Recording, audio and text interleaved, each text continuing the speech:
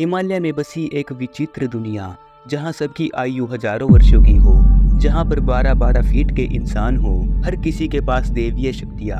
हमारी दुनिया से अलग एक ऐसा शहर जो स्वर्ग के समान हो। इस जगह की खोज ने कई लोगों को अपनी ओर आकर्षित किया है। हिंदू धर्म के बहुत सारे पुराणों और वेदों में भी इस जगह का जिक्र मिलता है। इसके अलावा चीन और तिब्बत के धर्म ग्रंथों में भी इस जगह को अलग अलग नामों से जाना जाता है।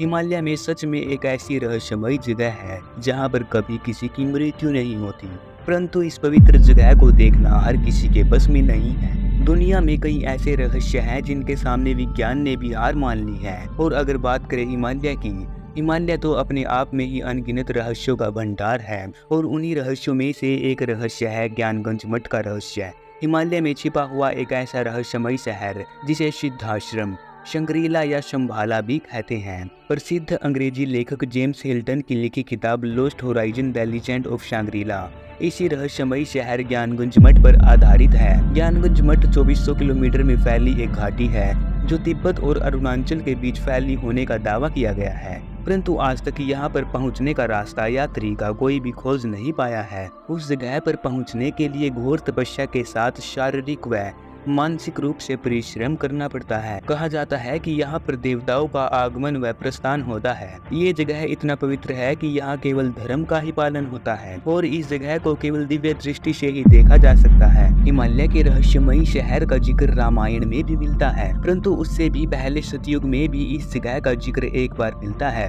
विष्णु पुराण के अनुसार जब समुद्र मंथन हुआ था तब उनमें से अनेकों जड़ी बूटियां निकली थी और उनमें से संजीवनी बूटी भी निकली थी, जिसे हिमालय में एक गुप्त जगह पर रखा गया था। ये वही जगह ज्ञानगंज मठ था जहां संजीवनी बूटी को रखा गया था। श्री रामायण के बालखंड के अनुसार विश्वामित्र जी श्री राम और लक्ष्मण जी को वेदों, ग्रंथों और शास्त्रों के साथ अष्ट सिद्धियों और नवनिधियों की जानकारी के लिए हिमालय के इसी जगह पर लाए थे, जिसे सिद्धाश्रम कहा जाता था। इस जगह का जिक्र रामायण में एक बार और मिलता है, जब लक्ष्मण जी को मेघनाथ की प्राणघातिनी बर्छी लगती है और वे मूर्छित हो जाते हैं। तब लंका के वैद्य को हनुमान जी लंका से उठा लाते हैं और तब सुषेण वेद जी ने हनुमान जी को संक्षेप में इस जगह का विवरण करते हुए बताया है कि कैलाश और ऋषभ पर्वत के बीच दैवी औषधियों का एक महापर्वत है। उनकी सबसे बड़ी पहचान है उनका प्रकाशमान होना। एक दिव्य ज्योति उनमें जलती रहती है, रक्षा करते हैं। तो क्या आज भी संजीवनी बूटी हिमालय में है? जी हाँ, बौद्ध धर्म के लोगों के अनुसार ज्ञानगंज मठ में रहने वाले साधु योग विद्या में पारंगत होते हैं। वे अपने स्वास्थ्य को अनंत काल तक स्वस्थ रखने में सक्षम होते हैं, इसलिए उनकी कभी मृत्यु नहीं होती। वैज्ञानिक दृष्टिकोण से भी अगर कोई व्यक्ति अपने शरीर को हमेशा बनाए रखे और हमेशा अपने अंगों को स्वस्थ रख सके तो उसकी कभी मृत्यु नहीं होगी। आयुर्वेद में भी अमर होने का यही उपाय बताया गया है। शंघाई चीन के वासी डॉक्टर लुइसिन ने शंभाला के बारे में खोज करते हुए कहा है कि पूरी दुनिया में उस जगह पर आधुनिक उपकरणों का प्रयोग करना नामुमकिन है, क्योंकि वहां के वासी हमेशा अत्यधिक उन्नत और आधुनिक हैं। और उन्होंने आगे कहा है कि ये जगह पृथ्वी से स्वर्ग जाने का मार्ग है। यहाँ के लोग टेलीपैथी के माध्यम से दुनिया के किसी भी व्यक्ति से बात कर सकते हैं और किसी भी घटना की जानकारी क्षण भर में पता लगा सकते हैं। कई धर्म ग्रंथों में इस जगह को स्वर्ग भी कहा गया है, जहाँ दुख, दर्द, लोभ, मोह और ईर्ष्या का निवास नहीं हो सकता। हिमालय की इस जगह को हिडन सिटी के नाम से भी जाना जाता है। कहा जाता है कि भगवान बुद्ध ने अपने अंतिम समय में समय के काल चक्र को जान लिया था और इस जगह के बारे में कई लोगों को बताया भी था, और उसके बाद से ही इसे तिब्बत में शंभाला कहा जाने लगा, जिसका अर्थ है खुशियों का स्रोत। हिमालय में मौजूद इस सेंटर को प्लेनेट ऑफ हेड सेंटर भी कहा जाता है। सन 1931 में जन्मे रूस के प्रमुख तांत्रिक हेलेना ब्लेवेट्स्काई अपनी किताब ईसिस अनवीड और द सीक्रेट डॉक्ट्रिन में बताया है कि उन्होंने शंभाला में द्वापर युग के 20 से 25 फीट के जीवों को देखा है। ये किताब अमेजोन पर भी उपलब्ध है। जर्मन के हिटलर ने भी इस जगह की खोज के लिए 1930 में अल्टीमा टूले नामक संगठन बनाकर हिमालय की दुर्गम पहाड़ियों में भेजा था।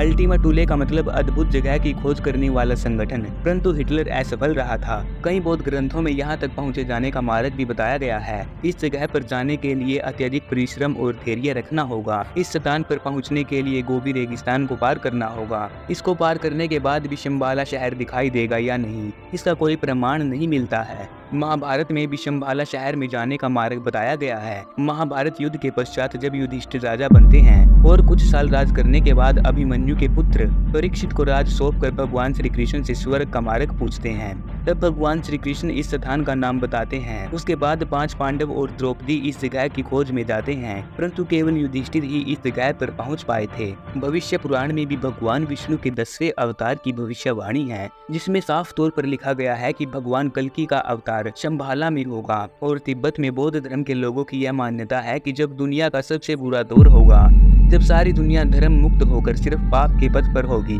तब इसी जगह से 24वां शासक आएगा और दुनिया को मार्गदर्शित करेगा। तिब्बत के लोगों का मानना है कि कैलाश पर्वत से ही इस जगह पर जाने का कोई रास्ता है और कैलाश पर्वत के नीचे 2 शहर बसे हुए हैं, पहला शंभाला और दूसरा अगाथा। और शंभाला की रक्षा प्रलौकिक शक्तियां कर रही हैं। यहाँ सिर्फ सिद्धि प्राप्त करके ही लोग पहुँच सकते हैं। वैज्ञानिकों का भी मानना है कि कैलाश पर्वत में अजीब सी रेडिएशन आती है और यहाँ पर किए गए प्रयोगों से ये साफ स्पष्ट हो जाता है कि यहाँ पर कुछ तो रहस्य है। इसलिए हिमालय की चोटी पर बहुत से लोग चढ़ चुके हैं, परंतु कैलाश पर्वत पर आज तक कोई चढ़ नहीं पाया है। तो मित्रों, आपका क्या कहना है इस अद्भुत विचित्र जगह के बारे में? आप अपनी राय कमेंट सेक्शन में लिख कर जाएं। साथ ही साथ इस वीडियो को एक लाइक भी कर सकते हैं। चैनल पर नए हो तो इस चैनल को सब्सक्राइब भी कर सकते हैं।